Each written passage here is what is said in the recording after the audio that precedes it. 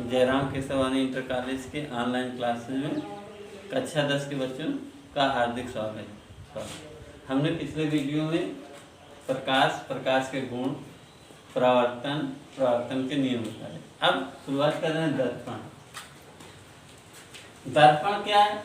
तो किसी भी चिकने तल के एक तरफ चांदी या पारे के वाष्प की कलाई कर दी जाती है और उसके ऊपर लाल रंग से पेंट कर दिया जाता है। इसे ही दर्पण कहा जाता है। तो दर्पण क्या है कि कोई चिकना तल जिसके एक पृष्ठ पर चांदी या पारे की कलाई कर दी जाती है, पॉलिश कर दी जाती है और दूसरे तल को परावर्तक बना दिया जाए, उसे दर्पण कहते हैं। दर्पण दो प्रकार के होते हैं। नंबर 1 समतल दर्पण। समतल दर्पण ऐसा पृष्ठ या ऐसा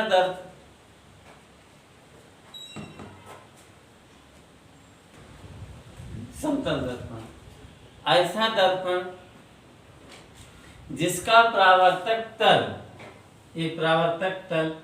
समतल हो, उसे समतल दर्पण कहते हैं। समतल दर्पण कहते हैं। कि समतल दर्पण क्या है? तो ऐसा दर्पण जिसका परावर्तक तल समतल हो, उसे समतल दर्पण कहते हैं।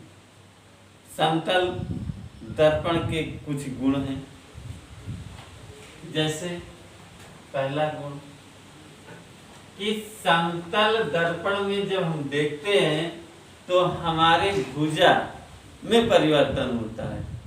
हेड और पैर, सिर और पैर में कोई परिवर्तन नहीं होता, ऊपर नीचे कोई परिवर्तन नहीं, केवल बाएं और दाएं में परिवर्तन होता है कि बिंब का दायां प्रतिबिंब का बायां होता है। अर्थात एक लाइन में कह सकते हैं कि लेफ्ट का राइट, राइट का लेफ्ट में परिवर्तन होता है। दूसरा है कि बिंब, हमारा वस्तु या बिंब जितने आकार के होते, समतल दर्पण में उतने बड़े आकार का प्रतिबिंब दिखाई देता है। समतल बिंब, यदि बिंब की पूरी लंबाई देखनी है तो सदैव समतल दर्पण को लंबाई का आधा रखना होता है। अगर कोई भी वस्तु या बिंब वस्तु दर्पण में थीटा अंश घुमाया जाता है तो प्रतिबिंब उसका 2 थीटा अंश घूम जाता है। नेक्स्ट गुण है कि अगर कोई बिंब या वस्तु v वेग से दर्पण की तरफ आ रही है तो उसमें प्रतिबिंब का वेग 2v हो जाता था, 2 गुना हो जाता है। ये इसके गुण। अब दूसरा है हमारा गोली दर्पण। गोली दर्पण, गोली दर्पण क्या है कि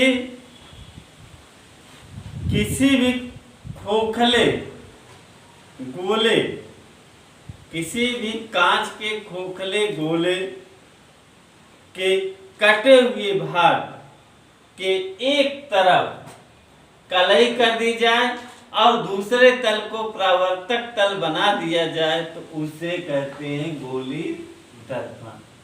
अर्थात चित्र में इस तरीके से कि जैसे ये हमारा एक खोखला कांच का गोला है, इसका हम 2 भाग कर देते हैं। 2 भाग में करने के बाद इसके एक भाग पर कलाई कर दी तो ये इसका कौन सा भाग हो गया? परावर्तक तल। और दूसरा है इधर अगर हम कलाई कर दिए कटे हुए भाग पर तो इसका ये भाग हमारा क्या होगा, परावर्तक था। तो इस तरीके से जो दर्पण बनता है उसे गोली दर्पण कहते हैं। कि अर्थात ये भी कह सकते हैं कि गोली दर्पण किसी कांच के खोखले गोले के कटे हुए वह भाग जिनके एक तल पर चांदी या पारे की कलाई कर दी जाती है और उसके दूसरे तल को परावर्तक तल बना दिया जाता है, इस तरीके से बने दर्पण को गोली दर्पण कहते हैं। यह एकदम से अब इसको अलग अलग देख सकते हैं कि इस तरीके से इसका एक भाग अंदर की तरफ कलाई कर दी गई और उभरा हुआ तल हमारा क्या है, परावर्तक तल बना दिया गया, तो इसे उत्तल कहते हैं। और यहीं पर दूसरे को इसके उभरे हुए भाग पर कलाई कर देते हैं और इसका अंदर से धंसा हुआ भाग परावर्तक तल बना देते हैं, इसे अवतल।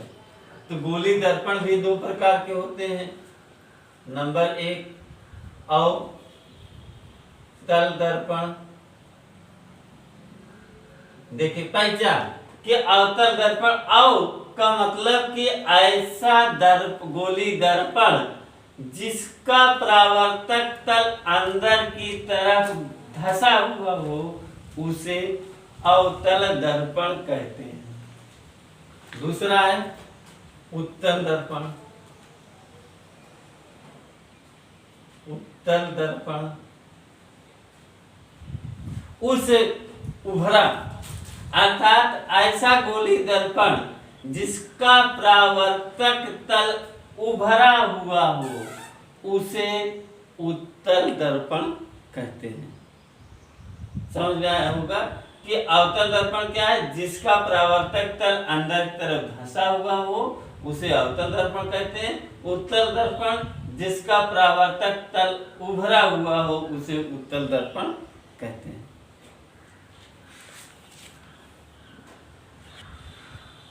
देखिए गोली दर्पण संबंधी परिभाषा है। तो पहली परिभाषा है दर्पण का ध्रुव। दर्पण का ध्रुव क्या है, चाहे दर्पण हमारा उत्तल हो या दर्पण हमारा अवतल हो, इस दोनों दर्पणों के परावर्तक तल के मध्य भाग को दर्पण का ध्रुव कहते हैं। परावर्तक तल के मध्य भाग को दर्पण का ध्रुव कहते हैं, चाहे हमारा उत्तल दर्पण हो चाहे अवतल दर्पण हो। दोनों की बात हो रही कि दोनों के परावर्तक तल के मध्य भाग को दर्पण का ध्रुव कहते हैं। इसे P से व्यक्त करते हैं या निर्देशित करते हैं। दूसरा हमारा है वक्र केंद्र। वक्रता केंद्र। वक्रता केंद्र क्या है कि जो गोली दर्पण होता है उस गोली दर्पण के केंद्र को ही वक्रता केंद्र कहते हैं।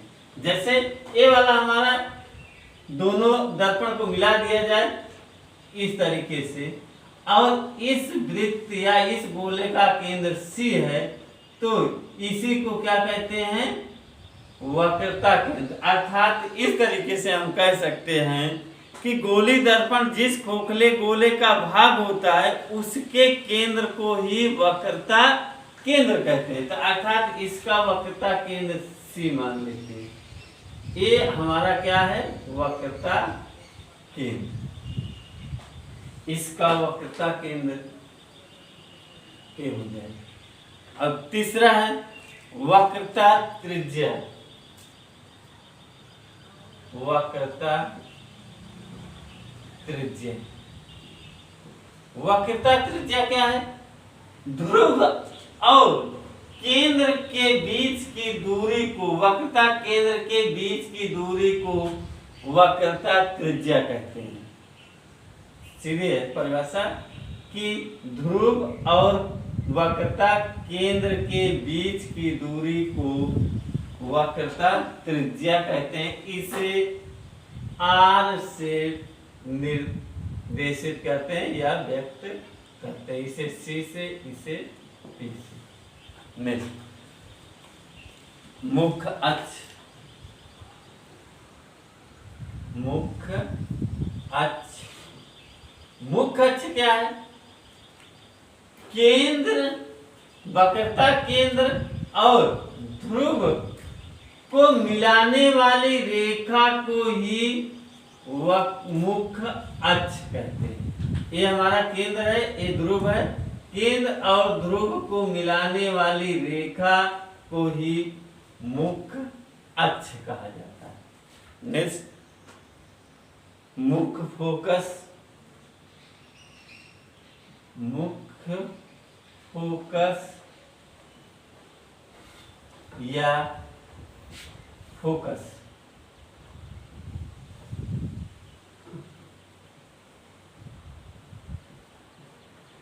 देखिए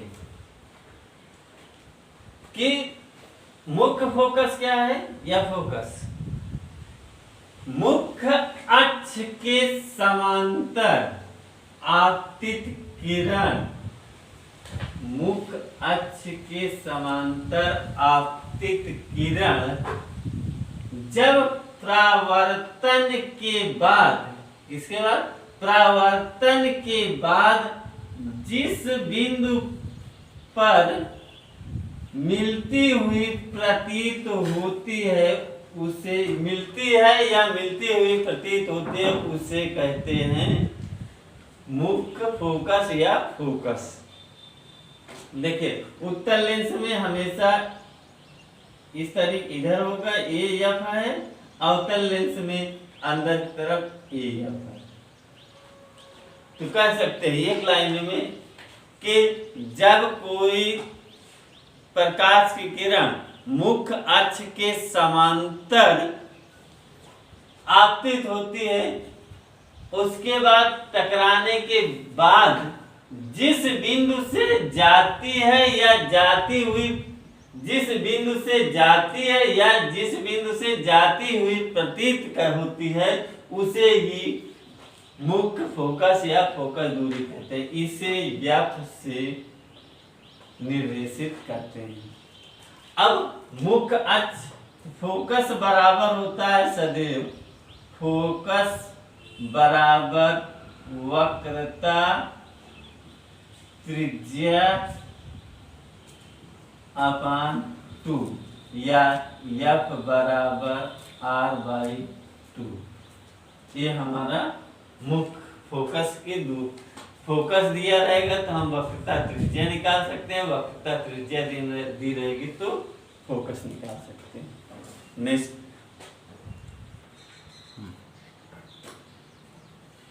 फोकस दूरी। फोकस दूरी देखिए फोकस दूरी क्या है, किस सूत्र से निकाल दिए। फोकस दूरी F बराबर वक्रता त्रिज्या अपान 2। तो अर्थात हम इसकी भी परिभाषा लिख सकते हैं। फोकस दूरी क्या होती है, तो किसी भी गोली दर्पण की वक्रता, फोकस दूरी सदैव उसकी वक्रता त्रिज्या की आधी होती है। तो देख लीजिए कि किसी भी गोली दर्पण की फोकस दूरी वक्रता त्रिज्या की आधी होती है, वक्रता त्रिज्या की आधी होती है।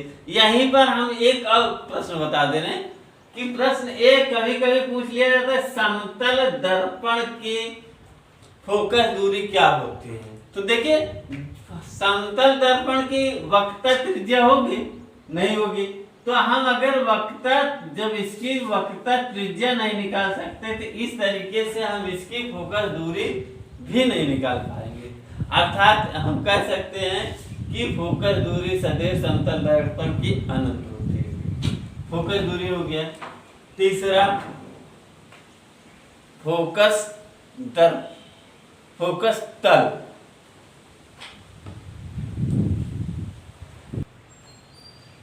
फोकस तल क्या है?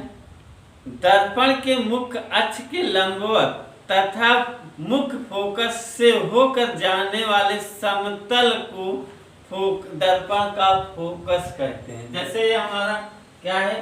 दर्पण है, एक हमारा मुख्य अक्ष हो गया, इसके लंबवत जो तल होता है फोकस, उसको कहते हैं फोकस तल। अब आया दर्पण का द्वारा। दर्पण का द्वारा, दर्पण का द्वारा क्या होता है? देखिए, किसी भी गोली परावर्तक तल के दोनों किनारों को मिलाने वाली रेखा को ही दर्पण का द्वारा कहते हैं। एकदम सिंपल सी परिभाषा है कि दर्पण के परावर्तक तल के व्यास को दर्पण का द्वारा कहते हैं। चाहे व्यास, देखिए, चाहे इसको व्यास मान लीजिए, चाहे दोनों तल को मिलाने वाली रेखा को ही दर्पण का द्वारा कहते हैं। अब हम बताते हैं नेक्स्ट, प्रतिबिंब। प्रतिबिंब, देखिए प्रतिबिंब क्या है? प्रतिबिंब किसी भी वस्तु का की छाया बनना ये प्रतिबिंब कहलाते हैं। कि प्रतिबिंब क्या है? कि उसका सेम, जैसे हम खड़े हैं तो हमारा प्रतिबिंब क्या, हम देखते हैं तो हम शीशे में भी एकदम सेम इसी तरीके से दिखाई देते हैं। यही क्या है? प्रतिबिंब। तो देखिए, समतल दर्पण में जो प्रतिबिंब बनता है वो वस्तु के बराबर, वस्तु से बराबर दूरी पर बनता है। अर्थात समतल दर्पण में जो प्रतिबिंब बनता है वो वस्तु के बराबर और वस्तु से समान दूरी पर। लेकिन अवतल दर्पण और उत्तल दर्पण दोनों में अंतर है। उत्तल प्रतिबिंब, जब कोई भी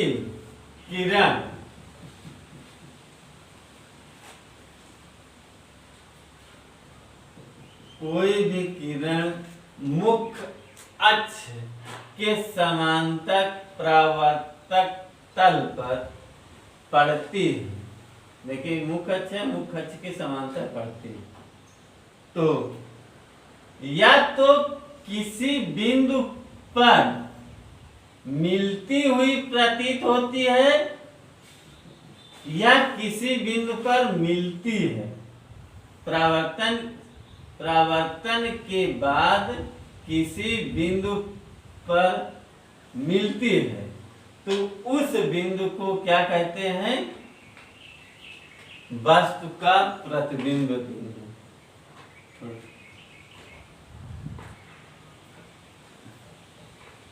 देखिए, प्रतिबिंब या इमेज क्या है? तो प्रतिबिंब यह है कि वस्तु के किसी बिंदु से दो या दो से अधिक प्रकाश की रेखाएं चलकर परावर्तन या अपवर्तन के पश्चात जिस बिंदु पर जाकर मिलती हैं या मिलती हुई प्रतीत होती हैं, तो वह बिंदु पहले बिंदु का प्रतिबिंब कहलाता है। कि जैसे यही है कि ये मुख्य अक्ष के समांतर चल रहे हैं, तो इसमें दो देखिए, इसमें क्या हो रहा है कि ये बिंदु परावर्तन के बाद, परावर्तन से किरण परावर्तित हो गई होने के बाद इस बिंदु पर मिलती हुई प्रतीत हो रही है, या समांतर मुख्य अक्ष के समांतर दो या दो से अधिक किरणें जब चलती हैं तो जिस बिंदु पर मिलती हैं तो उस बिंदु पर वस्तु के बराबर जो छाया बनती है उसे ही प्रतिबिंब कहते हैं। इसमें यह है, अवतल दर्पण में सदैव प्रतिबिंब दर्पण के आगे बनता है। देख लीजिए कि अवतल दर्पण में प्रतिबिंब सदैव दर्पण के आगे बनता है, जबकि उत्तल दर्पण में प्रतिबिंब सदैव दर्पण के पीछे बनता है।